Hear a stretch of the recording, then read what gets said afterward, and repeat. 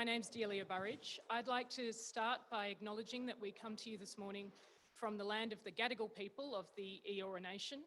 I'd like to pay my respects to their elders past, present and their emerging leaders and any Aboriginal or Torres Strait Islander people here today. Voices of Wentworth is a non-partisan group of local volunteers.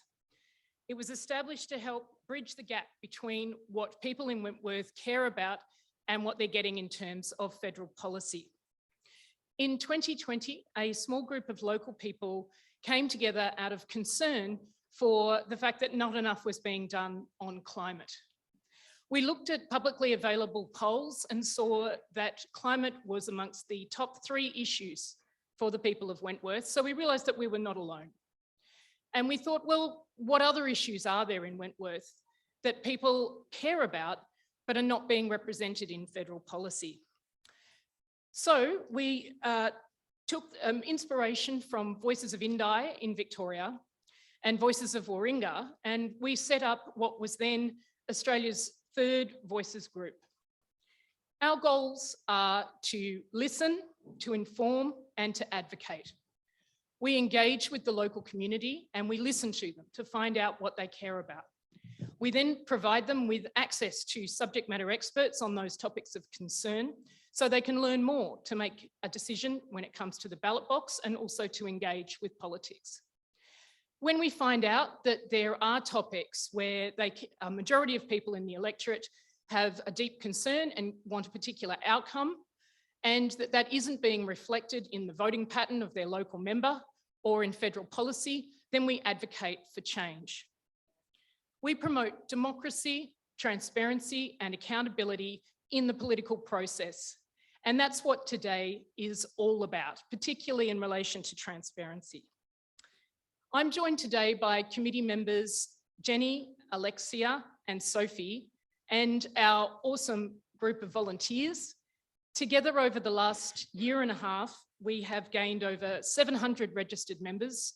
We've run 12 town halls on topics of concern that engaged over 30 subject matter experts who came to us from fields as diverse as academia, climate experts, economists, epidemiologists, as well as TV personalities and comedians.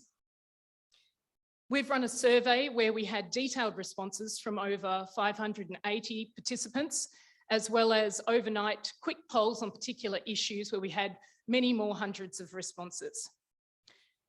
We've written letters to our local member. We've spoken at rallies and in the media to advocate for the people of Wentworth, all of which is described in our shiny new Wentworth Cares report, a copy of which is circulating. You can get yours at the back. There's a pile back there, which describes the findings of our year and a half of engagement with the people of Wentworth. We were privileged to be able to present the report in detail to 3 of the candidates for the lower house seat of Wentworth over the last week. We did meet also with the Chief of Staff of Dave Sharma's office to present those findings. We did then have 2 weeks of negotiations to get Mr. Sharma here today to talk to you. Sadly, that hasn't happened. He did mention that he will be presenting at least 2 other non-partisan forums, and our supporters and other people with any interest can go along and ask questions there. When we find out where those are, we'll let you know via our socials. This morning's Candidate Forum is the culmination of our community-based engagement. We would like to thank the candidates who have taken the time out of their extremely busy schedules to be here today to talk about issues that are of concern to the people of Wentworth, to face up to you and to answer your questions. Our moderator today is Nick Bryant, who until recently was the BBC's correspondent in New York. During a distinguished career with the BBC, Nick wrote for some of the most esteemed publications, such as the Washington Post, The Economist, The Guardian, The Monthly, The Sydney Morning Herald, and The Age. He is the author of critically acclaimed books, When America Stopped Being Great, A History of the Present, and The Rise and Fall of Australia, How a Great Nation Lost Its Way. So I'll hand over to our moderator, Nick, who will set out how this forum will run and who will introduce the candidates who have kindly stepped up to be here today. Thank you. Thank you so much. I too would like to acknowledge the traditional owners and custodians of this land, the Gadigal people of the Eora Nation. Thank you so much for coming along. Thank you for that warm welcome. My young family has just moved into this area, this fantastic corner of the planet. We are so delighted to be here. It's great to see the candidates that have come along. It's great to see all of you. You're going to have the chance to ask some questions in a few minutes' time. It's great as well to have people outside of this room who are zooming in online to take part in this candidates forum as well. Now, to decide who actually speaks first, we are going to draw numbers from a hat. This is where the Q&A format meets the meat raffle format. And while we're doing that, I'll tell you who's here. We've got two candidates who are running for the seat of Wentworth. Allegra Spender, who is running as an independent. We have Tim Murray, who is the candidate of the Australian Labor Party. Now, a third candidate was hoping to join us here today. He's the Greens candidate, Dominic Wykenak. Unfortunately, he's had a bereavement in his family. We extend our condolences to Dominic and his loved ones. Instead, speaking on his behalf, we have his Green colleague, David Shoebridge, who's a member of the New South Wales Upper House. He is standing for the Senate in New South Wales. Because Green policy is decided at a national level, he can answer any of the questions that you would have asked to Dominic. Now, let's find out who got number one. Allegra Spender got number one, okay. Allegra is running as an independent. As you know, she's a business leader, renewable energy advocate. Allegra, please speak for about 4 to 5 minutes, and the floor is yours.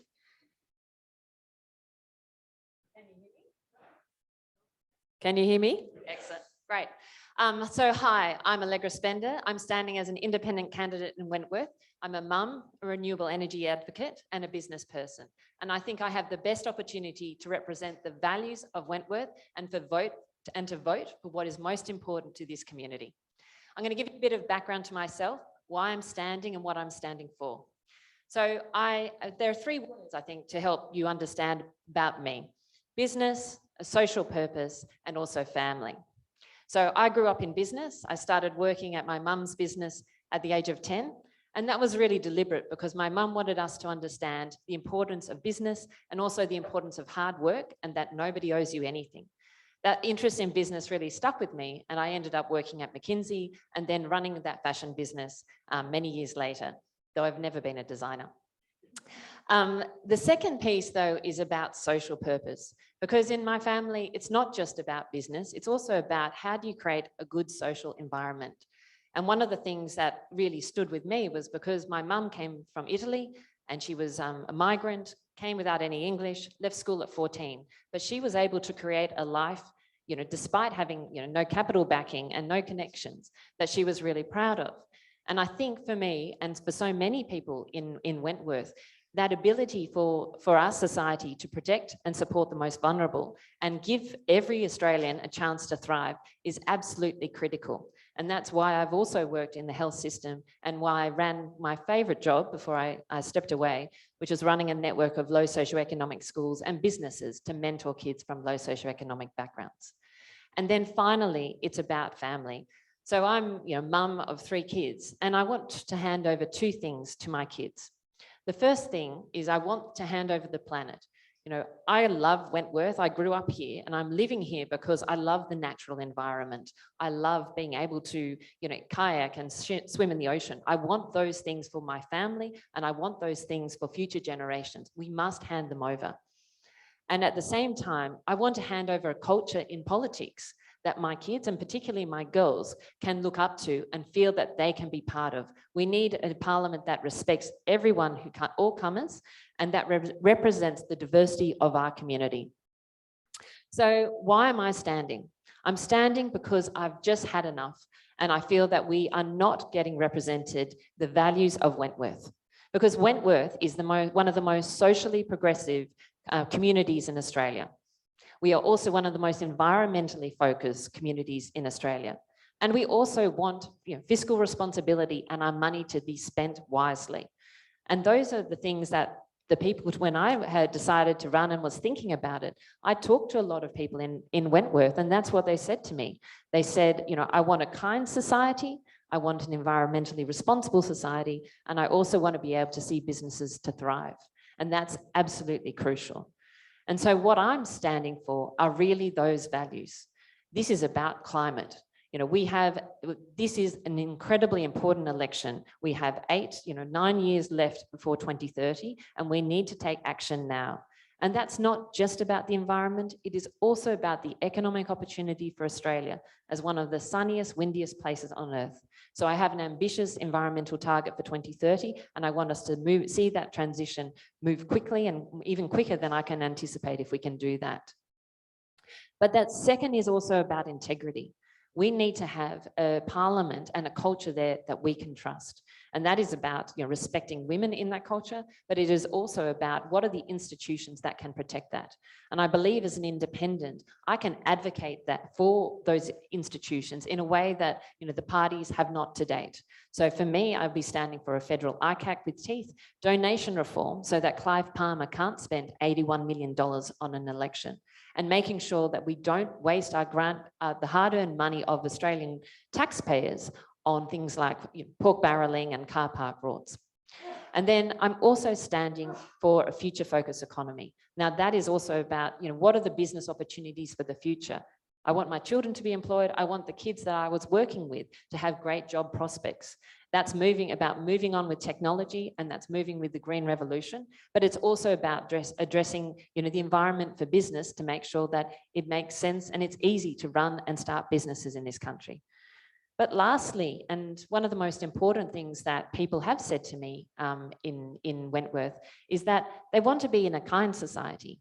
People say to me, look, I feel like Australians are decent people, but I feel so often that the politics in Australia doesn't represent those values of Australians. And some of those values are things like, how do we treat our most vulnerable? How do we treat refugees who come from afar and are fleeing persecution, and then we lock them up for 9 years? How do we treat the Aboriginal and Torres Strait Islander people in this country who are the longest continuous civilization in this world, who should be an enormous source of pride and joy for the whole Australian community, and something that we all support and work with? And how do we treat women, and how do we treat the most vulnerable in this society? And so for me, this is also about kindness. It's about having those decent society values and making sure that we reflect them. So I'm standing as an independent, and I'm standing here because I believe as an independent, I can vote for what is important to this community, not to my party. I can advocate for what is important to this community, not what the parties think is important. And finally, I can legislate and put forward legislation about what is important to this community so that we hold our government to account. Thank you very much.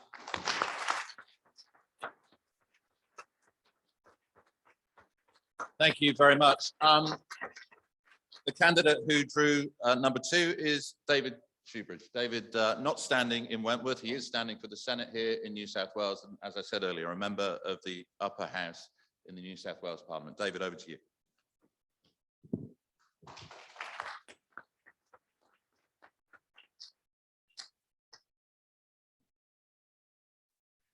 Well, thanks very much for the invitation to come here. And I'd first of all like to acknowledge that we're all gathered together on Gadigal land and pay our collective respects in this forum. But I hope in the work that we do in our workplaces, the work that we do in politics, to walk together with First Nations peoples and make this a core part of all of our politics. Because the Greens have a commitment, and I have a very strong personal commitment, to walking together with First Nations peoples on truth, on treaty, and on justice. And if you think about the politics that I care about and my party cares about, environmental sustainability, social justice, the core of that work really needs to start with First Nations people. So I acknowledge this land always was and always will be Aboriginal land.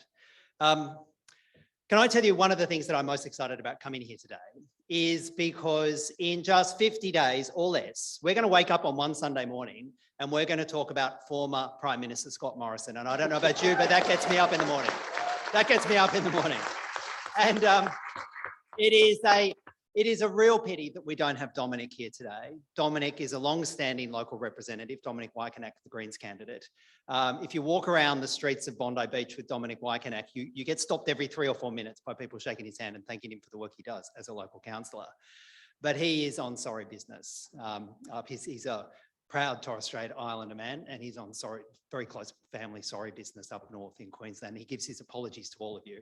He would be here if he could, but if you work with First Nations peoples and you see how much sorry business there is in their lives because of the gross disrespect we pay for them, we pay to First Nations peoples. We've stolen their land and stolen their country and stolen their futures. Again, the fact that Dom is on sorry business should commit us all to working to that justice for First Nations people. So,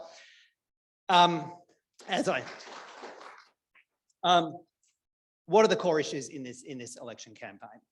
Well, top front and centre for that for the Greens is we are in a climate crisis, and we can't deny that. And the window in which we can act on that climate crisis is rapidly closing. And I know that the people of Wentworth fundamentally care about that. I know that for a number of reasons. One is I don't feel like an imposter here today. I live just a 5-minute walk away from here.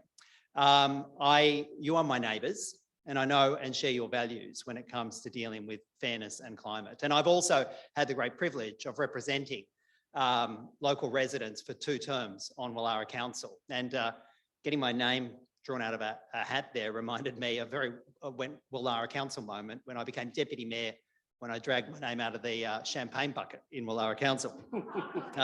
Maybe we need a bit more fairness in the world. But we are in an absolute climate crisis, and we all know that. We've seen the catastrophic floods up in Lismore, and seen the people of Lismore and tens of thousands of people being made homeless because of climate-driven extreme weather. And we are still recovering. And if you go around the state as I have, we are still recovering from the terrible fires and the fire bombs that we saw only a few short years ago. If we can't have federal politics acknowledge we're in a climate crisis, and I've got to tell you, when you hear the policies of the Coalition and Labor in particular coming into this policy, they don't seem to get into this election, they don't seem to get it. We are in a climate crisis, and we need fundamental, practical, near-term policies to deal with that. So the Greens proudly commit to bringing policies to this federal election to keep coal and gas in the ground and end the thermal coal industry by 2030, not by 2050, not by 2035, but to keep coal and gas in the ground by 2030.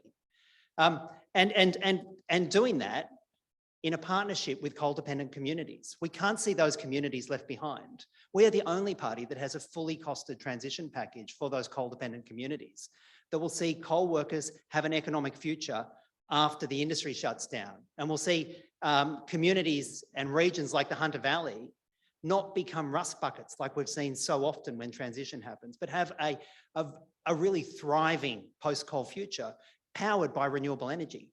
Because I was very proud to be part of getting legislation through the New South Wales Parliament that rolled out 5 renewable energy zones around New South Wales. And it was great to see the policy the Greens took to the 2019 state election here finally getting legislated, and in this case through Matt Keane. But when he brought that legislation to the New South Wales Parliament, he did not know how to get it through the upper house. So we spoke early and we collaborated early and we worked out a pathway to get it through the New South Wales upper house. And in the end, we managed with a series of Greens amendments, and then Labor came on board at a state level too, to get through some of the best legislation ever and have, in this case, the Greens and Labor and the Coalition joined together on a climate package. Now, there is no Matt Keane in the federal Coalition party room at all. And I've got to tell you, if we want that kind of action federally, it starts with getting rid of the coalition government. We absolutely need that at a federal level. But it also shows what you can do when you work across politics and you collaborate across politics to make fundamental change. And I'm committed to doing that. And I would hope that you see my career at a state level of having done that. And this is my last week in state politics. And I leave it looking at how you create change. And one thing I am proud of, that just in my last day in state parliament, we did finally change the New South Wales Constitution with a greenback bill so that we make sure Parliament can continue to sit in the next crisis, because democracy should never die in a crisis. And we got that through with 3 Greens MPs in the upper house, with 3 Greens MPs in the lower house, in the face of stiff government opposition. because we worked hard and we built the numbers in both houses of parliament in a minority government, and we changed the New South Wales constitution. Think what we could do with 12 senators and more Greens MPs in the federal parliament. I'm excited by what we can do there. Can I also tell you, I am committed to transparency. I've spent the last 10 years in New South Wales being appalled by the lack of transparency in New South Wales. But I have been heartened by the fact we have a state ICAC.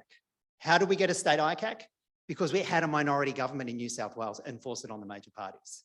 I want to tell you that within the first 7 days of getting into that federal Senate, I want to be part of an overwhelming majority in both houses of parliament that delivers a federal national ICAC with full Royal Commission powers, independent funding, and the ability to go back and look at the crimes of the last 10 years of this government. I'm excited by that and being able to do that. And I know I've got to wrap up, and I can tell you the last thing I want to touch upon is fairness. I cannot believe that Medicare stops at our teeth.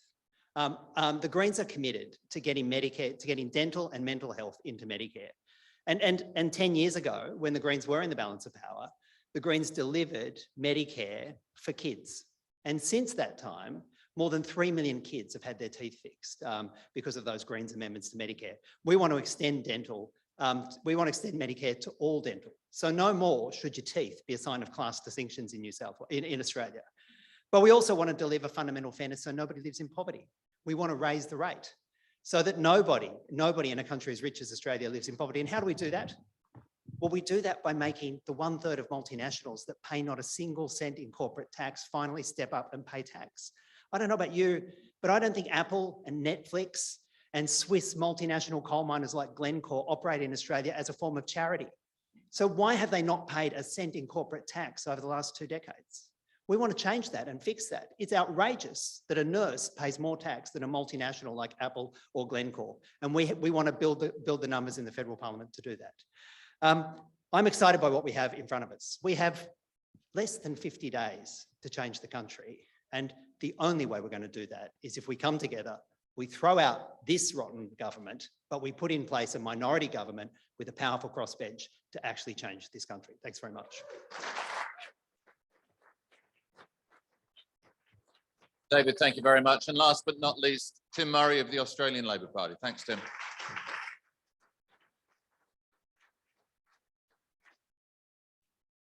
I'd like to begin by acknowledging the First Nations people of the La Perouse community on whose land we meet today. And I'd also like to thank the organisers, the Voices of Wentworth, for making this forum possible. For our democracy to work, we need to participate. So seeing this many people here today is really heartening, and it wouldn't be able to be achieved without the work of the volunteers of Voices of Wentworth. So I'd like to thank the Voices of Wentworth.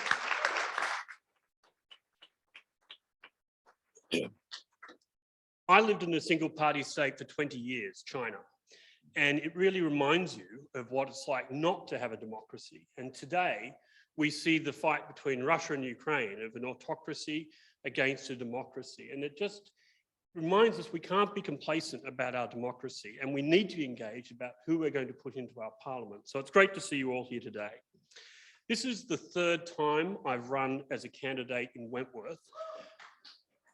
Thanks, Kath. I can see many supporters from those earlier campaigns. But one of the things I know with great deal of certainty is that people are angry in this electorate about the lack of action on climate change. It was 5 years ago that I first stood as a candidate in Wentworth, and there has been no substantial change by this government. It's time to get rid of them. And I think it's important to remember that only Labor can form a government to bring about that change. I think what David said about the Greens' role in improving on things that a government may have had is very true, and the Greens have done some great work. But it's really only Labor that can form a government, and that's why I'm asking for your vote here today.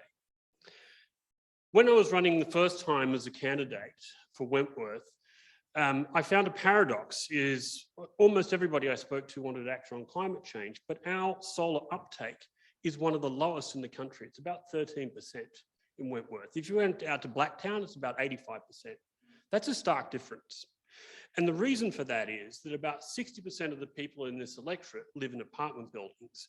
And to get solar from the roof of an apartment to the renter inside that apartment has technical, legal, regulatory, and other problems. And so I had a group of people that we came together with different skills, from lawyers to solar technicians, to try and find a way to solve that. We actually found a way. And I thought, well, I'm going to start a not-for-profit after this election and start putting that in place. Then I thought the trouble of putting a not-for-profit together, because I have been the president of the Tamarama Surf Lifesaving Club and I understand what it's like to run a community organisation. It takes a lot of time, effort and money. So instead I thought I'll join the council. So I've now been elected to the council and I'm on the local Waverley Council. My first act was to ask the council to enact that program to get more solar on apartment buildings so that we've got fairer, cheaper power in our local area. And I think it's worth acknowledging the role that our local governments have had to take up since we've had such a hopeless federal government. It's Wallara Council, it's Waverley, it's Randwick, it's Sydney Council that is actually bringing up the issues that our people want. I think we have to end this sort of swinging pendulum or wrecking ball, if you like, of climate change, where Labor gets in, puts up policies, they get whacked down by Liberal, they get rid of them all and divide us over the issue of climate change. We need to, with a Labor government in the next term, make sure that climate change is like Medicare and free education, a thing that you can't take away from all Australians. And I believe only Labor can achieve that sustainably in the long term. And I think that Chris Bowen is going to be an excellent minister to bring that about. He's got the experience as a treasurer, and when you hear him speak, he's very impressive on the way he wants to bring the whole country along. We can no longer just take half of the country with us every time we embark on trying to address climate issue. We need to bring a large majority of Australians along with us. There are detailed plans of the Labor Party, which I won't go into here. There's the most important one being the Powering Australia plan. But essentially what this is that we need to rapidly increase the amount of alternative energy made available. We need to electrify everything. That is how we're going to address climate change. The second most important thing for people in Wentworth, from my discussions and the Voices of Wentworth's surveys, is that people want more integrity in our politics. And Labor is committed to establishing a National Integrity Commission to restore people's confidence in politics. I think it's fair to say that this current Liberal National Party government has turned pork barrelling into an industrial scale rort of your money. They are using these grant schemes they've set up to sandbag marginal electorates so they stay in government so they can rip you off. And it happens here in Wentworth. The most recent and terribly egregious case, it's not even large, but it just makes me angry, was when the federal government put more solar panels on the Double Bay Yacht Club. Now, why is that a concern? They'd already just got a grant from the New South Wales government, and that was enough solar panels on their roof to power it. But there was Dave Sharma with Tim Wilson on the roof, photographing themselves with the ones that the New South Wales government put on there saying, this is what the federal government grant has done for you. They hadn't even got the money. They hadn't even started. And when they put those solar panels on that roof, it's going to be exporting power. It's not for the club's use. So it was a complete waste of money. That is a $10 million grant scheme that is used by Liberal politicians throughout the country in marginal electorates to scam people, to tell them they're actually doing something when they're not. Now, if we did what we've always done in the past, which is rely on our competent bureaucrats to allocate money through programs run by our bureaucrats, that wouldn't have happened. $10 million in that grant scheme could have been used for a solar farm, which would have been much more effective in moving us down the path of actually solving issues on climate change, rather than just returning Dave Sharma to do nothing. So I think it's important to note there are many other issues that all Australians face, not just us people here in Wentworth. We need to grow our economy. We need to create jobs. Labor's got a plan for that. We've also got a plan to fix aged care, to fix the health system, and to fix the education system. And we'll do it in a fair way for a better future. Thanks very much. Thank you, Tim. We're going to open it up to questions now from the floor. Jeremy is in the corner. What we'd like you to do, if you want to ask a question, just line up. Jeremy will hand you the microphone. We want to get through as many questions as we can. We'd ask you perhaps to limit your questions to as short as possible. And if you go beyond a minute, I'll start hurrying you up. You know, I know that it's the need for context with questions, but we don't want speeches. We don't want filibusters. While you go and gather over there, we'd love you to tell us who you are as well, if you feel comfortable doing that. Jeremy's right there in the corner. And while you're gathering in that corner, we've got a couple of pre-booked questions that have come in beforehand. One of them is from Jackie. It's about affordable housing, or unaffordable housing, perhaps, as we should call it here in the eastern suburbs. While Wentworth is a relatively wealthy area overall, there are still quite a lot of residents dealing with increasingly unaffordable rents and who are at risk of homelessness. Key workers unable to find affordable rental near where they work, and a dire need for more social housing. Can the candidates please state their position on the issues of affordable housing in Wentworth and what they will do to address this? Let's reverse the order. So, Tim, maybe you could have a go at that one first. Thank you. So Labor has a plan to bring about 20,000 social housing properties. And of those, 10,000 will be affordable homes for frontline workers like police, nurses, and cleaners.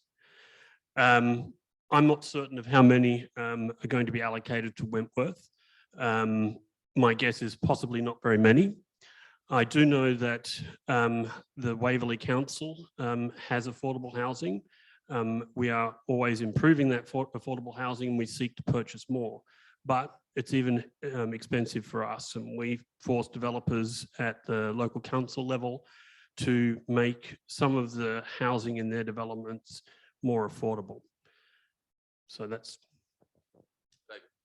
Yeah, well, I mean, you don't need a Greens politician to tell you that the housing market is broken in Australia. If you talk to your kids, many of them say that they don't know how they can afford to live in the local area. They don't know how they can afford to buy a house anywhere or an apartment anywhere in Sydney. And it's not just Sydney. I've got to tell you, travel around the state, housing is grossly unaffordable all around the country. So how do we respond to that? Well, first of all, we need to get rid of the really noxious policies that are part of driving up and making that cooked private housing market. And we actually need to end negative gearing and other tax concessions that make investment in housing just about profit. We need to do that. But we also need to actually build an alternative for people who are never going to be able to afford a place in the private housing market. Now, the Greens have a policy out over to the next decade of not building 20,000 new affordable homes, but actually building at a scale that will actually change the country and make housing affordable. And so we're talking 1 million new public and social housing properties over the next decade. And we do that in collaboration with state governments. That's the scale of the challenge. If we're going to be honest about the scale of the housing affordability challenge, it's not tinkering around with 20,000 or 10,000 housing units across a country the size of Australia. We've got to have ambition. And thankfully, that is a fully costed plan to roll out over the next decade. The bulk of those should be public housing. And if you see where the housing crisis is, yes, it's with young people, but it's also increasingly with older women who are finding themselves ending their career with minimal superannuation, insecure housing, and becoming an increasing part of our homelessness problem. We are such a wealthy country. We need to commit to better. Thanks. So for me, I think I agree with you. It's an absolutely critical issue. And I think the fundamental issue comes to that Australia has just not enough houses. We have 400 dwellings per population compared to per 1,000 population compared to overseas. That makes us one of the smallest in the OECD. So we actually need to build more houses, public and private. Now, a lot of that is state government work, but this is where the federal government really needs to be advocating and driving this. And that's where I'd be pushing the government to be using financial incentives now, depending on doesn't matter which government's in power, because I'm willing to work with either government to say, what are the financial incentives that they can apply to the states to make sure that they are supporting the building of significant numbers of more housing. Now, sadly, that's not going to really drive Wentworth. Wentworth is already the most densely populated electorate in the country. And so when it comes to housing, the numbers are not going to really come out of this area. But so therefore, we need to have two additional policies. One is about agreeing in terms of what you're talking about, is about how do we support rent assistance for those people who are on the lowest incomes so that they can access housing? And then how do we support people who don't have the bank of mum and dad for a deposit? How can the Commonwealth go in and invest with people in terms of actually driving, allowing people to have a deposit to be able to buy their own home? And I think those three policies are firstly expanding the supply of housing, make sure that those who are most vulnerable get additional assistance in rent. And then finally, working with those who can't afford a deposit but can actually afford a mortgage, that they get that support early on so they can buy a house. All right, thank you very much. Let's get our first question from the floor. Hi there. I'm Karen Weiss, and my background is ceramics. And what I would like to ask ask you about is a significant number of people in Wentworth are involved in the creative arts industries. The creative arts industry is a multi-billion-dollar industry, and yet in 10 years ago, the government defunded the arts in TAFE and has consistently taken away funding from training. Now, if you want to reframe that, instead of thinking of it as somebody with a floppy hat and a paintbrush, think of it as something that is very diverse, a very diverse sector, and furthermore, needs training. It's not something that you just, inspiration comes out of nowhere and you produce a masterpiece. It does not work that way. It works through a lot of hard training, and that training needs to be available. What I want to ask the candidates is, would you be prepared to put up a members bill to support and refund the arts training? David. Look, can I say that is a terrific question. And in fact, if you think about what's happened to the creative industries over the last 2 years with the pandemic, they have been some of the hardest hit, because many of the structured supports that are available, whether it was JobKeeper or other supports, weren't available to many people in the creative industries, artists and the like, because they couldn't prove the kind of income stream that was needed in order to access those benefits. So we saw a whole bunch of people in the creative industries literally being thrown into near poverty over the last 2 years. And that's because the federal government doesn't get the different way in which creative industries actually earn their income, often in lumps. Sometimes you talk to artists. I was talking to one artist just a month ago who was saying that she was next expecting income in November. And she was working on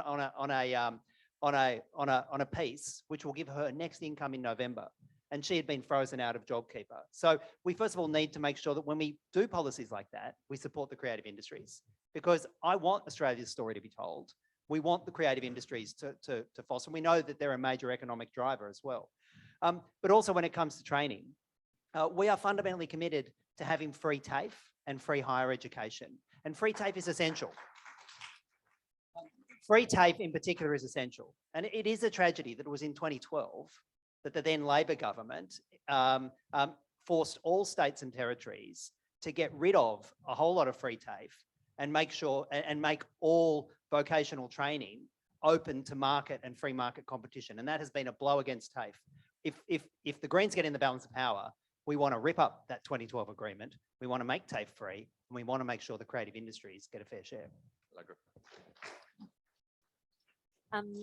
I also share, I think, the concern about the creative industries who've been so hard hit. And it's it's both the economic value that the creative industries provide to this country, but it's also the social value in terms of our health and mental health and our happiness and the joy that that brings to the community. The areas that are, speaking to the arts community in Wentworth, there's some key areas that people have raised with me that I absolutely support. And firstly, that is around Australian content, because, we have people like Netflix, streaming into Australia, spending a lot of money, getting a lot of money from our people, but then there's no Australian content in this area. There are no obligations in that area. So I think there is a piece absolutely about getting our content. The second piece is about the politicization of the arts. So again, I think that I'd like to take the arts out of the hands of the politicians in terms of who gets the grants, and make sure that they're those people who understand the arts the best and really can appreciate that fundamental difference that the arts make and that quality. I think the other area that is also really important is to say, well, it's not only the government who can fund this. We do actually need to galvanise the private and philanthropic sectors in this country. And I think how we do that, government could really work with philanthropy to get more money into the arts, not just through government, but also through, wealthy families and communities in, areas like Wentworth, so that we can support it further. I absolutely agree with you that the arts should be valued from a tertiary education point of view, and I do not support what the government has done in terms of making arts degrees more expensive. I think that we should reverse that policy. But I also know that we have to balance the budget, and so I can't commit to saying, oh, I want free this and free that, because for me it's really important that we also manage financially in a fiscally responsible way. So for me, it's about how do we spend our money on what is most important, and also that can galvanize the private sector as well.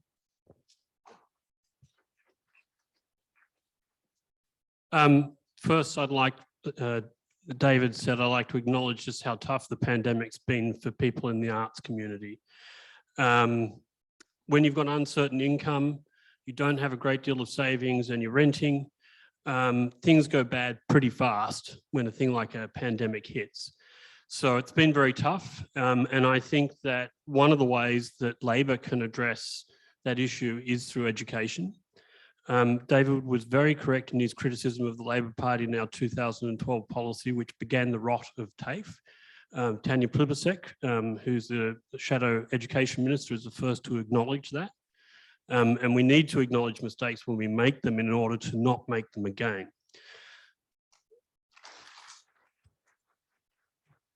The Liberal Party then again sort of industrialised the scale of the destruction of TAFE. And it's a shadow of what it once was. If the New South Wales state government would have its way, they'd sell off all the TAFE properties in the area and make sure they never came back. We have a great task ahead of us of rebuilding TAFE, particularly for people in the arts sector. And there will be 465,000 funded places for TAFE. And 70% of the money for vocational training from the government will go to TAFE under Labor. But locally, the pavilion's about to reopen in the middle of the year, and there'll be a ceramic studio in there, and I hope you'll be using it. Thank you. Thanks very much. This is one of the great creative hubs of Australia, isn't it? So an important issue. Question number 2. Hi, everyone. My name is Fahima, and I'm a Muslim. I'm also a community organizer at the Australian Religious Response to Climate Change, and I represent faith community in Wentworth who want to see not only the rapid end of fossil fuels, but also climate justice for all. My question to you all is, as a nation that built its wealth on fossil fuels, Australia has contributed a lot to the climate crisis. Other nations that have contributed little to the crisis are hit first and most by climate impacts, and they do not have the financial resources for adaptation and mitigation. Oxfam and other civil society organizations recently recommended that over time, Australia should scale up climate finance to our fair share to the tune of $12 billion annually by 2030. Can you nominate a substantial amount that you will advocate for to the UN Green Climate Fund?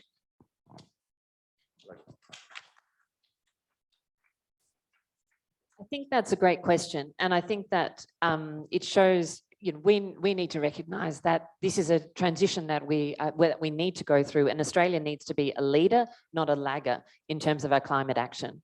Now, I would come to your question, but I think the first piece is that Australia's first contribution needs to be taking real climate action now, and at least 50% reduction by 2030, which is more than that's what I'm advocating for, and that's more than either of the major parties, because the first thing we can do is actually try and stop climate change in its tracks, rather than also the mitigation. But we need to recognise it's particularly our Pacific neighbours and some of the poorest countries in the world that are going to be affected most by climate change, and we're ignoring them at the moment. We are being a climate wrecker rather than a country that can see that is going to be so significantly affected personally by climate change, as well as in our neighbourhood. And so, absolutely, I agree that Australia should be playing its fair share in terms of as described in that report. And I would really just talk to the experts in terms of that exact allocation, because I look at the experts. I read that report, and I feel that that is the most appropriate thing. That's what they're asking for Australia to do, the fair share of $12 billion, and we absolutely need to stand up to that. David. Look, thanks so much for actually pointing out that Australia needs to be a good global citizen when it comes to climate. And we know that not just in Australia, but around the world, as the climate change impacts that are already programmed in the system start becoming more and more apparent, it's those with the least that are going to be hurt the most. Look, only about 3 weeks ago, I did a Zoom forum with Anate Tong, the former president of Kiribati, who has, I've got to say, been one of the global leaders on climate change, taking the fight into the UN and been an extraordinary advocate, because his country, Kiribati, could literally disappear. And he made the call for us in this federal election, and he said it to me, and he'd say it to everybody here, that we need to step up and be a good neighbour to our Pacific neighbours, because Australia is, if you take into account our seaborne coal trade, probably the largest per capita global emitter of carbon dioxide anywhere on the planet. And by continuing that, we are literally threatening the very survival of those people and their cultures, not just in Kiribati, but in Pacific Islands and vulnerable parts of the world.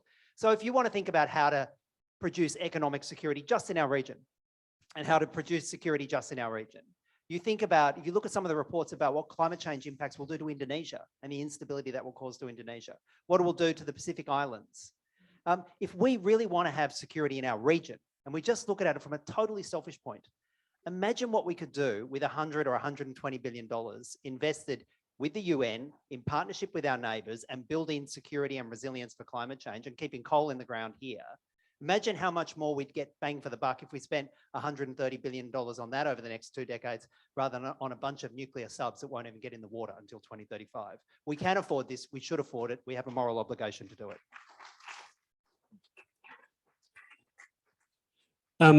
I'm not sure how much the Labor Party is going to put in the Green Climate Fund. I do know this, that the foreign aid budget, which I believe this would fall under in Australia, has been decimated. There's almost none left. And if anybody's concerned about China potentially having a naval base in the Solomons, that is a direct function of the dwindling money spent by the Liberal National Party on foreign aid. And foreign aid, one of the reasons why Pacific Islands are really quite happy to consider working with China. And Solomons is not the only one. I mean, this has been going on for a decade. If anybody's been watching, this is just the most recent and most high profile thing that's happened. It's New Guinea. Vanuatu has got significant telecommunications hubs for China now.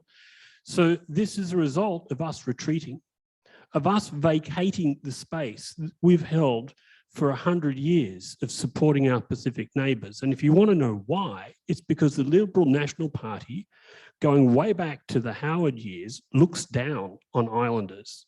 They don't see them as our equals, and they don't treat them in the fair way they should.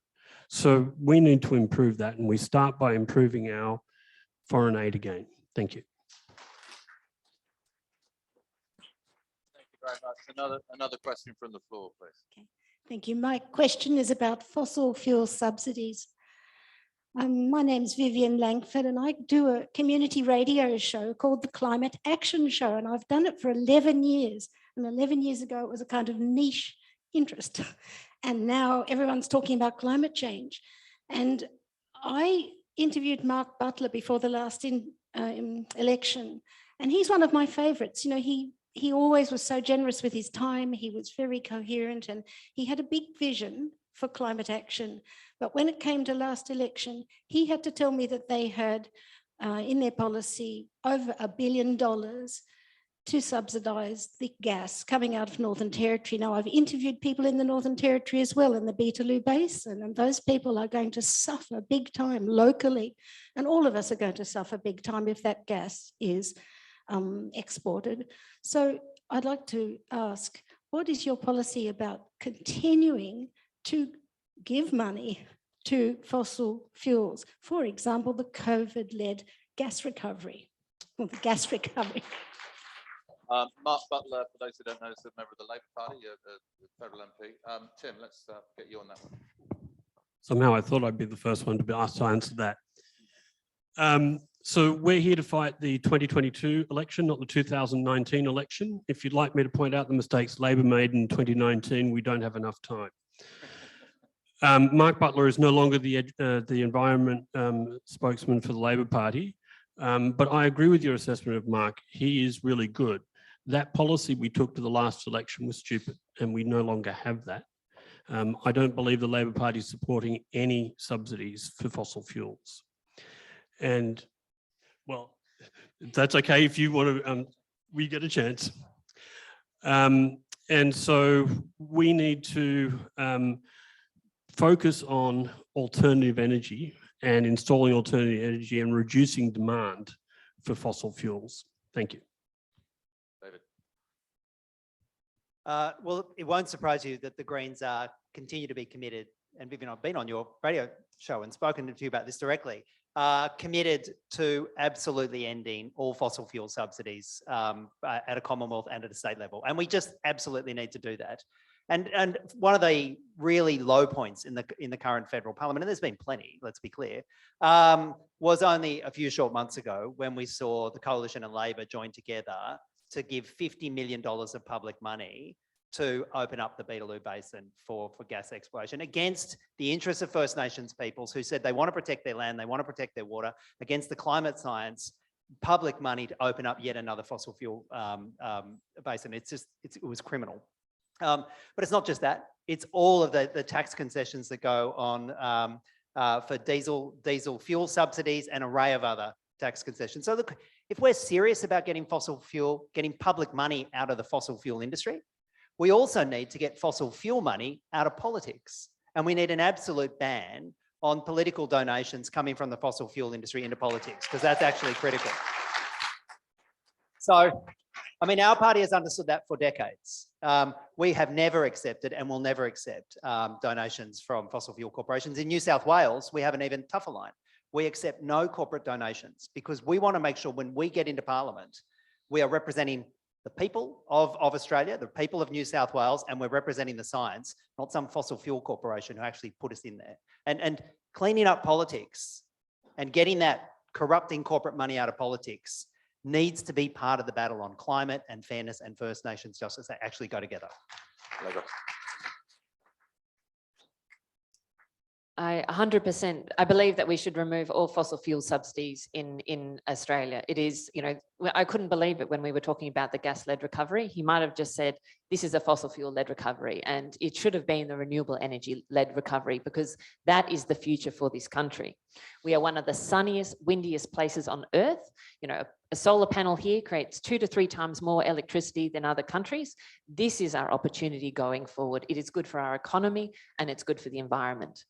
Now, you know, my concern is that both sides of Parliament, of both major parties, still work and still supporting subsidies for the fossil fuel industry. And the Kurri Kurri plant in the Hunter Valley is an example of that. And that is driven by marginal seat politics, which is about how do we make sure that we, you know, we're trying to spend, I think it's $600 million of public money that is going into the Kurri Kurri power station, which we don't need. And I know Labor's got a different approach, which is to include hydrogen going forward, but still it is not, we do not need this infrastructure, and we do not need to spend $600 million worth of public money on things that are really about fossil fuels. So if I am elected to Parliament, I will absolutely be pushing that we should be spending our money on our future rather than our past. Okay. We're going to take a question from Zoom. It comes from Jackie Campisi. Can the candidates please elaborate on their position on federal funding for private versus public schools? That's a good Eastern Suburbs question. Tim. I'm actually not up to speed with that at the moment. I do understand that the funding arrangements in New South Wales are moving away from the higher levels of subsidy they are providing to private schools in the past, but I'm not up to speed on the current policy, sorry. Allegra. I think we need to accelerate the implementation of the Gonski review. So the Gonski review was about, funding by need. And to me, that is something I think is really important. I support, there are a lot of wonderful schools in Wentworth. We have a lot of private schools and we have a lot of great state schools. But frankly, we've only got one state high school in Wentworth, and that in itself is an issue. So I support that we accelerate that appropriately needs-based funding, because that's going to make the biggest difference to public education and making sure that we get the best support for public education. If you want to test whether or not you've got an equal society where everybody actually has a genuine chance, it starts with public education, where regardless of what's in your parents' wallet or your parents' bank account, everybody should have a world-class education in Australia. And tragically, over the last 2-3 decades, we have seen the gap between public education and private education in funding widen and widen and widen. And it's a hard lesson to learn for some of us, but I find it obscene that we have schools in this electorate that are building their second performing arts centre or demolishing one of their Olympic pools and building a new fancier Olympic pool, while we know there are public schools around the rest of this country and even in our electorate that don't have basic air conditioning, that don't have a hall where everyone can gather when it rains, that have half the school in demountables that leak and have the smell of mold in it. That is not a fair education system. And we need, and in the last few budgets, the federal government has actually given more money to private schools than it has to public schools. And do you know the federal government does not give a single cent of capital funding to public schools? Not 1 cent of capital funding to public schools. And there's complete silence from both the Labor Party and the Coalition on this gross inequity. So absolutely, we need to reduce the amount of funding, the overfunding that's going to private schools. Just in the last year, private schools received more than $120 million more than they were entitled to under even the Gonski standards. And neither Labor or the Coalition will say, let's redirect that to public schools. They won't even redirect the overfunding. So if we're going to be honest about this, and it's an honest conversation in the electorate of Wentworth, we need to make sure that that kid who's going to a school in Southwest Sydney or in a public school in Brewarrina has bloody air conditioning before we build another performing arts centre with public money anywhere in Wentworth. All right, another question from the floor. We've got until about midday to do this. I reckon there's 5 questions there, so that gives us about 4 minutes each. Maybe the candidates can limit their answers to about a minute. I really want to get through them. I really want to hear from this young gentleman at the end. My name's Nick Berry, and I'll try and be as quick as possible. Great that everyone's turned up to participate in the democratic process, and I don't normally agree with David, but very much agreed with what he just said. Anyway, my question is this: it's very hard for me as a layman and so many other people to get a handle on the subject of climate change. I mean, David mentioned about Kiribati. NASA photographs taken in 1971 and 2019 show there's absolutely no rise there at all, or in Tuvalu. We look at Fort Denison tides between 1880 and 2022, and we see a rise of about 2.5 centimetres. So we do struggle about this climate change subject. And my question is to all the candidates here and to the absent Dave Sharma: would any of you or your nominated scientific persons have the courage of your convictions to come to a public forum and debate Professor Ian Plimer on this subject. And if you did have the courage of your convictions, you'd certainly be an improvement on the Bureau of Meteorology and the Climate Council, and people would applaud you for turning up. And just to briefly explain, I mean, very briefly, why it's hard for some of us to understand is because you look at temperatures of 50 degrees Celsius in the 1800s, you look at the Federation drought of 1885 to 1903, and we just would like to know the truth, you know. All right, a response to that, quick response from each of you. All right. You know what? We don't have time to debate the science. That debate is over. We just don't have time to debate the science. So no, I won't go and debate the science with somebody who's not a climate scientist, who denies the science, denies the global consensus on climate. That is a waste of our time. We have a narrowing window to deal with that science, to deal with climate change. Let's talk about what we need to do to deal with the science. Let's not go back to 1972 and debate the science. Allegra, quick one. I agree.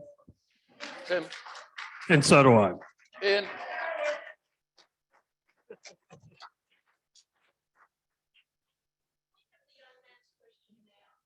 Let's get that's a great idea.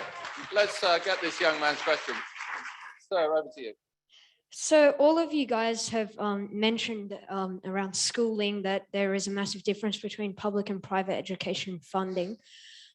If you look at the electorate of Wentworth currently, we only have one public high school, and Minister Sharma, who has been in term, has put on his website that he is very passionate about building a new school. However, he hasn't taken action in his term.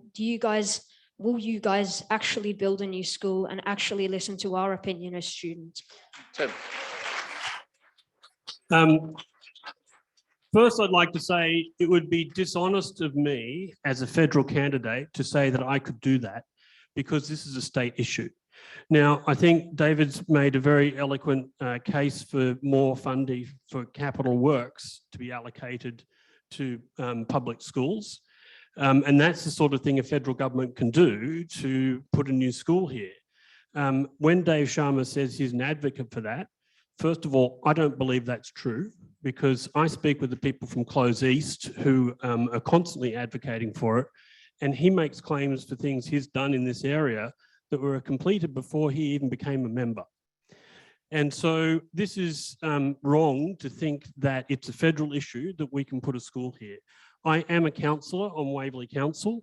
It is something that Waverley Council has some input into, in that we could find land for such a school. It's something for state Labor and all state parliamentarians to look at improving the currently available assets. I think Randwick boys and Randwick girls are underutilised. There's a huge demand from families for a co-educational option. Rose Bay's full, it's a great school. It's got capital works that haven't been done in ages, and that would be the first place to begin. And when we say this capital works problem at Rose Bay, it's statewide. There's a massive backlog for no unknown reason that's just not moving. For instance, Rose Bay College has their marine science laboratory in the car park, built by the teachers. It's a great marine biology classroom. So the inequity that David has pointed out is here in Wentworth for people who are attending that school and people who are attending the other available schools. We need a plan for what's going to happen for public education in this area for the next 10 years, because if we build another one, it will be 10 years before the doors open. But in the meantime, there's many things we can do. We can improve Rose Bay College, and we can upgrade Randwick boys and Randwick girls and potentially turn one or both into a co-educational school. It's a state issue.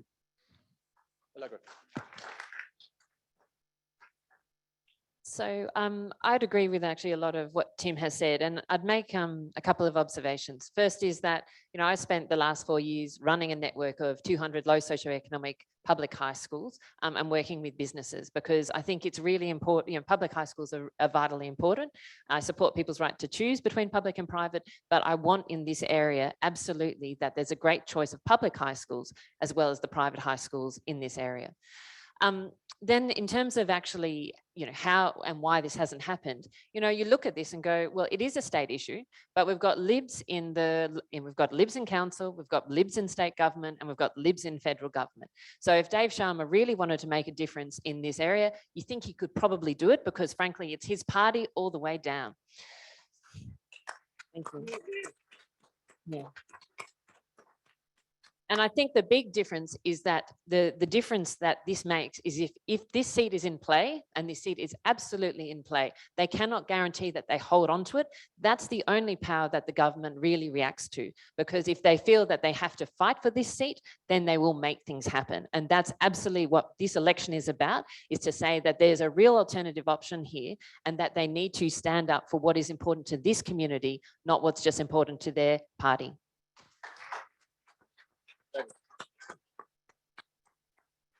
Yeah, I don't think you want to hear politics say to you it's not our problem, because I think it fundamentally is a problem that the federal parliament and the federal government should address.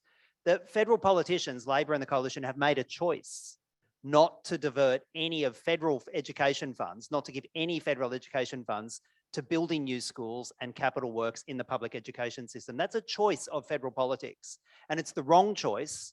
And it's led to all these ongoing inequalities in our education system.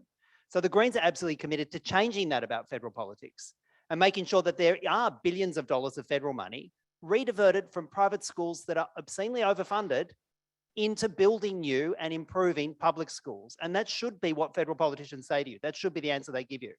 And I'm really, I'm extremely grateful of the work that Close East has done, advocating for a new public high school in the East.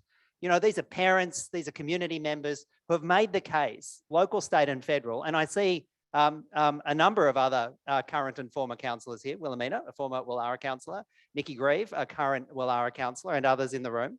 And all levels of government should come together, because there are sites to build a new public school in Wentworth. It's not my job to identify those sites, but I'll put one in, that we should throw into the mix, keeping the bus depot at Bondi Junction as a bus depot, and then potentially having a school over that. That's one option.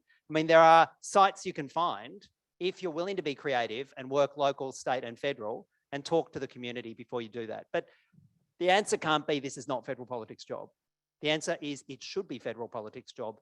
And there's been a choice and a decision made by both major parties not to build that kind of facility using public money. Okay, let's get our next question. Starting to run out of time again. I'd ask you to limit your answers perhaps to a minute, minute and a half. Hi everyone, my name is Suzanne Priddle. I'm the Director of the Youth Advocate. I am happy to streamline because my question goes directly to David Shoebridge. David, yesterday in Parliament there was a bill passed which was an amendment to the Roads at Crime Legislation Amendment Bill. That bill limits people to be able to protest in the state of New South Wales with fines of up to $22,000 per person. Can you please tell the people here and largely externally to the youth of Australia where their voices can be heard and how we can expect liberty, as you said, democracy should never die, how we can expect that to move forward in New South Wales? If I sound a little flat and sleep deprived, it's because I'm a bit sleep deprived, because this week my last week in the state parliament, we were back till midnight fighting a bunch of really noxious things brought by the coalition government. But the worst was in the last 2 days, ramming through laws that want to criminalise climate protest. And they actually said, the coalition said in the course of pushing this legislation through, they want to put climate change protesters in jail. They made it very clear. It was really obscene. And they did that by passing laws that that says that if you disrupt any traffic, doesn't matter for how long, doesn't matter even for what purpose you do, but if you disrupt any traffic on a bridge or a tunnel, the police can prosecute you and put you in jail for a period of up to 2 years going through the courts. I mean, that's really obscene. And they made it very clear they were directing at climate change. And so you think, and they also gave a power to pass regulations to make any road in New South Wales also subject to those laws. And so if you disrupt traffic on any road that they pass a regulation in relation to, doesn't matter if you're doing it for First Nations justice or climate justice or whatever, There's a carve out, Labor got a carve out for industrial action, but you can go to jail for up to 2 years. We fought that as long as we could. We kept the parliament back till midnight the night before last. We fought it again yesterday. Unfortunately though, both the coalition and Labor joined together to make that law. It was a genuine awful low point in state politics. My hope is the High Court will strike it down as unconstitutional. It's a gross attack on our political rights and our political freedoms, but we need to break that in the public debate as well. Allegra, Tim, do you want to chip in on that one, or should we get another question? Only to congratulate David on a great way to exit New South Wales Parliament with changing the constitution and getting rid of that. Agree. Next question.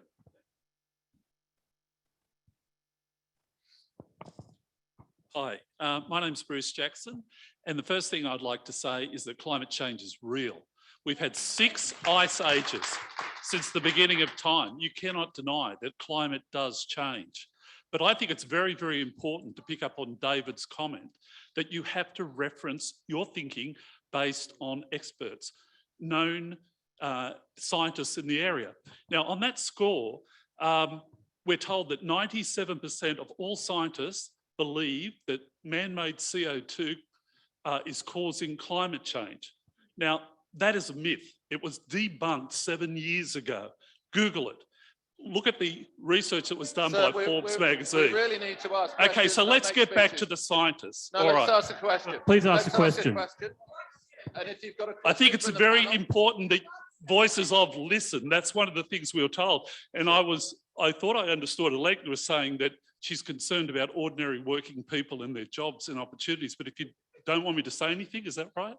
No, but we want a question, and we said earlier.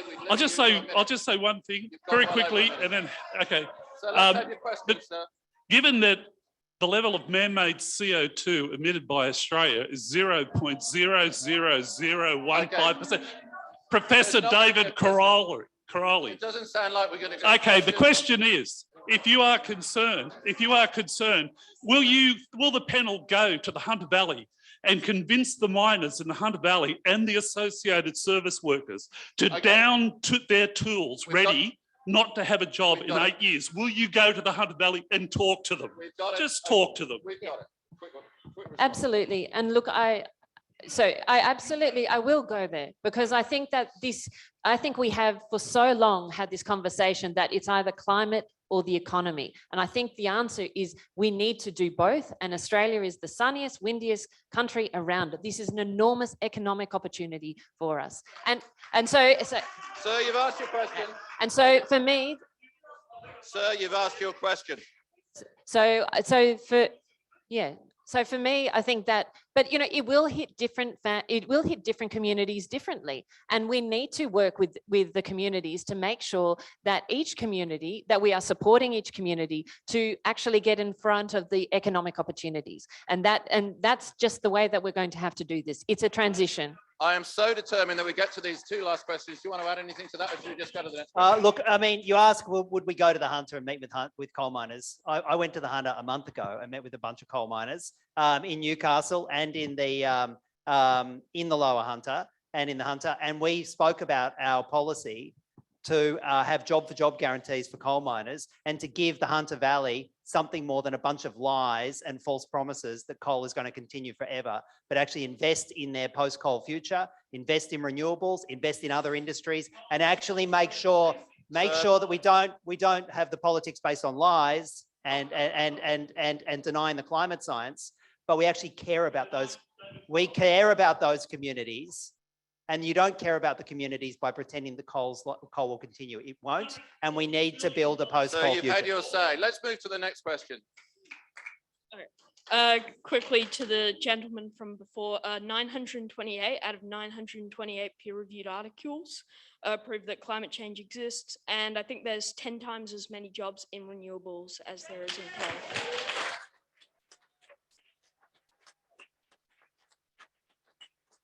coal. And my question is, in the past 3 years, the koala population in, I think, New South Wales has decreased by 30%. Do you have any plans to save koalas, I guess? A quick response on saving the koala. We need a great koala national park right now in the centre of the mid-north coast. We need to end native forest logging that is destroying tens of thousands of koala hectares and koala habitat. But we also need to address climate change because it's our deliberate destruction of native forest logging based under federal state agreements that is destroying koala habitat, together with those terrible fires that are driven by climate extremes of weather. But we also need a real vision for koalas, and that there is a real chance in this federal election to get federal money and federal support to build that great koala national park. Google it, it's exciting, it's amazing. Let's make it happen. Wonderful. Quick response. All right, I'm really keen to get to Ian. Ian, you've been very patient. Thank you very much for that. I have a, oh, thank you very much. I have a question that is, what are you going to do on your first day in Parliament? And I want to give 10 seconds context to that. You are going into a Parliament dominated by a regime over the last 10 years, which has turned Parliament and public discourse into a combination of a cage fight club and a brothel. There is an enormous amount to be done in Australia. I cannot think of one area of community life which has improved over the last 10 years, unless, of course, you're an oligarch. So what's your priority for day one? A quick day one, Allegra. So for me, the first piece is about the climate. So Zali Steggall's climate bill would be a great way to start because it gives us the structure to make meaningful change in this. Secondly, Helen Haynes's ICAC bill will about in terms of reducing corruption in Parliament. So if I have the opportunity, I will be passing both of those bills. And then finally, for me, it's actually those priorities that underline respect at work and in Parliament. So the other piece that I'd be supporting is the Jenkins review of culture in Parliament, because you start to change some of that culture, then we can get better government. Tim. Oh, David. First day in the Senate. Yeah. Well, having done it before, you want to get your past sorted, so that's good. But then you've heard our priorities. They are action on climate. They are legislating immediately for a federal ICAC. And what we could do is pass the bill that the Greens only recently got through the federal Senate for one of the best ICACs that we've ever seen, and pass it through the lower house. We could do that immediately. But then I actually think part of your question is based upon how do you change the politics, which has been so toxic and so divided and so tribal, and actually is one of the big barriers. And what I've always found in the politics that I do in a mixed balance of power in the New South Wales upper house is you walk the corridors, you talk to other people, you find your common ground, and you try and build a consensus to make some of these critical changes. And you don't just throw rocks and attack each other. Like Tim and I, Allegra and I, we might disagree on some fine points. Tim and I are probably on some bigger points about issues on climate and the like. But we have these conversations. I respect Tim as a politician. I respect Allegra as a politician. And you need to find that common ground and make politics better as well. Tim, a quickie. First day in office. Climate action, I think the capacity to install more alternative energy, but also education changes. If we're going to rapidly increase the number of electric vehicles, for instance, we don't have mechanics that can repair them. So our education system needs to be stepping in behind that. Right. Thank you for waiting so patiently. My name's Elizabeth. Look, I want to thank the panelists for explaining their policies and presenting their positions. My question follows the last one. What would you actually do?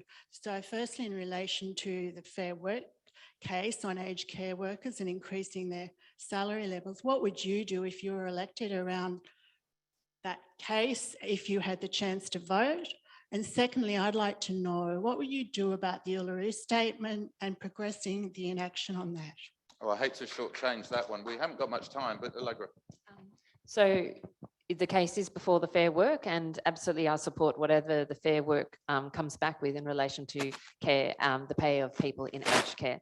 And secondly, I would absolutely support the Uluru Statement of the Heart. I think it's an impressive piece. It's a beautiful piece of writing, and it shows, I think it shows an enormous generosity and a great way for this country to move forward, and 100% support it.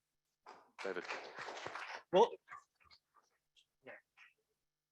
would do is advocate to say, how do we actually implement this? And so that's so it's how do we put forward a model of voice to Parliament that actually makes the greatest difference, and how do you implement the truth telling? But for me, I recognise you need to talk to the communities and really work with the communities who represented in the Uluru Statement of the Heart and say, how do they want to see that work? And then that's what I will be doing. I will work with them.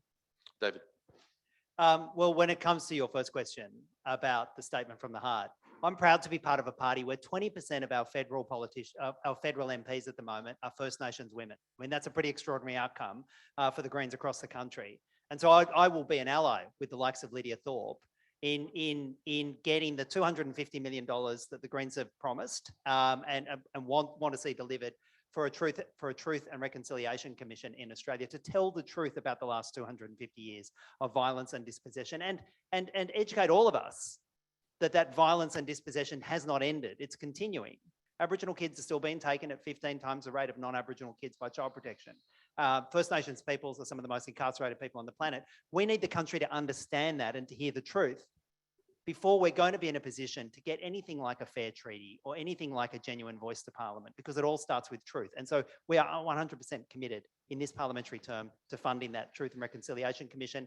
And that's because I've listened to First Nations peoples and I've followed the direction of the 20% of federal Greens MPs who are First Nations women. Tim. Firstly, if anybody hasn't read the Uluru Statement from the Heart, I'd highly recommend reading it. It's very brief and it's very succinct and it's quite emotional. Labor's committed to establishing a voice for First Nations people in the next Parliament. And I think it's important that we are very consultatively embarking on elements of the Uluru Statement. Not all First Nations people agree with everything in there, and we may need to make sure that it's very inclusive the way we implement it. Okay, and we're going to make this the final question, sir.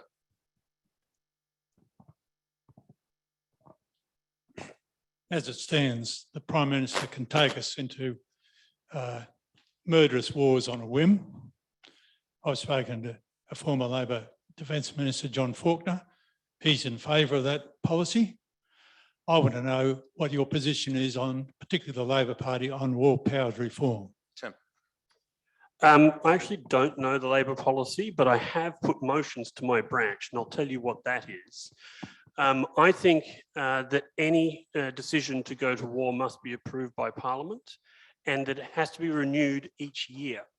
And the reason for each year is, if you look at something like the conflict in Afghanistan, we were mired in that for decades. And we shouldn't have been, because if we said we're going to war to achieve X, and every year we came back and said, are we still working towards X? We would have been out of there in about 2 or 3 years, and we should have been out of there in 2 or 3 years. So I think the question is quite a relevant one. David, do you want to have a go at that? Yeah, I think you're Look, I support Tim's personal position, but unfortunately that's not Labor's position. Labor has already previously taken us to war, the first Iraq war without going to Parliament. That was just a decision of the Prime Minister, and Labor has resisted Greens legislation that actually requires the Parliament to sign off on war. Before we do something as awful as commence what is, in most cases, a series of indescribable crimes, because that's what war is, a series of violent, indescribable crimes that goes under the heading of war. Before we do that, of course, the Parliament should have to be not only consulted, but it should be an affirmation of Parliament before we engage in war. And Tim's idea, and I'd urge him to get Labor to change their policy, of having annual reviews is an additional thought, which I hadn't heard before, Tim. So thanks. Allegra. I would just add to this that it's really important that we're talking about war that is not on our soils, because I think if there's a situation where there's an attack on Australia, the government on the defence system needs to respond absolutely immediately. And so I support that Parliament needs to look at to approve any offensive war off our soil. Thank you so much. Thank you so much for coming along. Thank you for the candidates. I'm going to hand you back to Delia in a minute.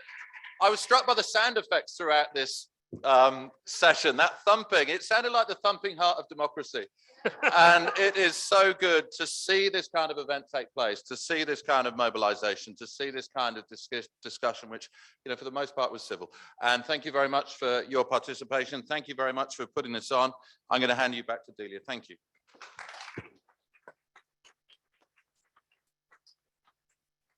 Voices of Wentworth would like to thank Allegra Spender and David Shoebridge and Tim Murray for taking the time out of their busy schedules to attend today. I think, well, personally, I learnt things that I didn't know before, and I hope that you did as well. It's been very informative for me.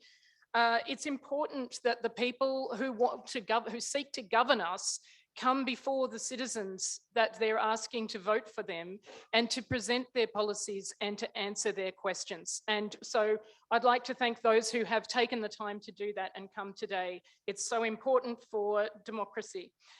I also very much want to thank Nick Bryant for ably moderating this discussion. And I'll call on one of our volunteers, Jenny, to present each of the candidates and our moderator with a tree. And we like to think that this is growing awareness of the need to participate in democracy. So if you would like to plant your tree, and hopefully by the time it grows into a large sapling, at least, not too tall, we don't want to wait that long, we'll have better representation and we'll have better engagement for the people of Wentworth in the democratic process.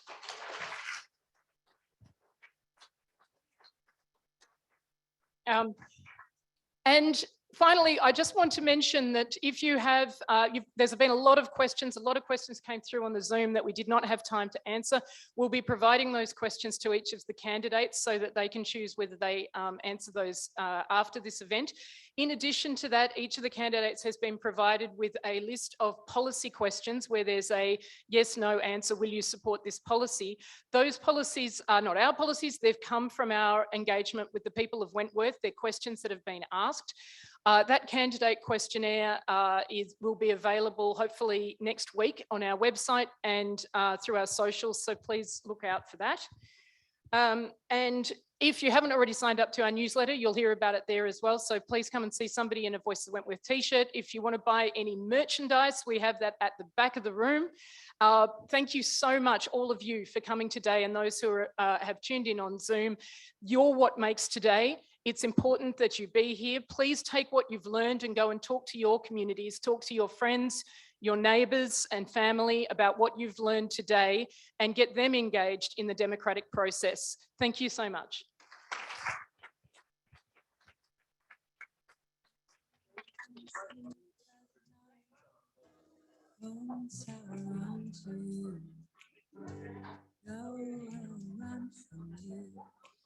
This tainted love you've given, I'll give you all of what could give you. Take my tears and that's not nearly all. Tainted love, tainted love.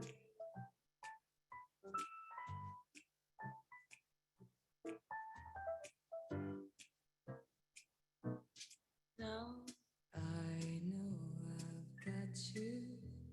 Run away, I've got you. Get away. You don't really want any more from me. To make things right, you need someone to hold you tight.